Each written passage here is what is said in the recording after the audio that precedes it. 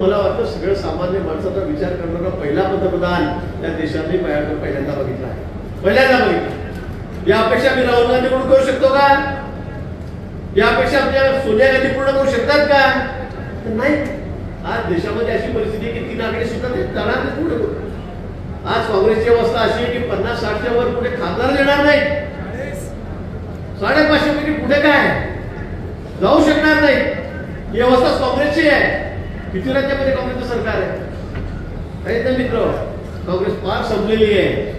थोडी त्याच्याबरोबर राहिला तर इंडी काय ते तयार केली, त्यांनी कुठली आघाडी तयार केली। पश्चिम बंगालला पहिली मिटिंग झाली, नंतर कुठे राहिले?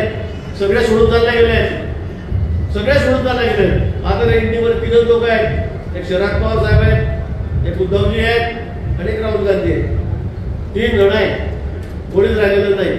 ममताजी पण गेले, बिहारवाले पण गेले, आंध्रावाले गेले, नायडू बाबू गेले, सगळे सगळे सगळे सगळे सोडून गेले। आप गेले, साप गेले, सगळे सोडून गेले। त्यांना कोणी त्यांच्या बरोबर राहिलं नाही।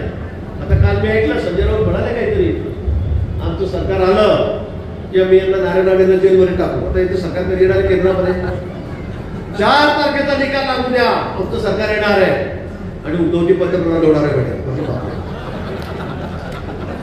काय बोला आता या लोकांना काय बोलावं आपण? 4 तारखेला निकाल लागू द्या, आमचं सरकार येणार आहे, मग आम्ही नारायण जेलमध्ये टाकणार आहोत। किती म्हणजे मुंगेरी लाल के असे स्वप्ने, कोणी असं स्वप्न बघितलं होतं मुंगेरी लाल? इतके भयंकर स्वप्न यांना पडायला लागलेले आणि म्हणजे त्याच्याबद्दल काय बोलावं हाच प्रश्न आमच्या समोर या ठिकाणी पडलेला आहे। आणि म्हणून मित्र, यावेळेला आपली जबाबदारी मोठी आहे। आपल्याला मताधिक्य नुसतं 5 लाखाचं नाही आहे। मी जे चित्र बघतोय, पाचोरा म्हणतो, अमोल म्हणतो, मधुभाऊ या ठिकाणी बसले, किशोरप्पा म्हणतात,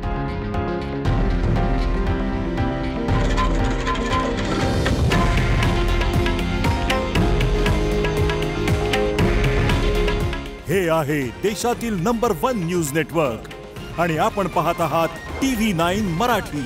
काळजी तुमची, हित महाराष्ट्राचं।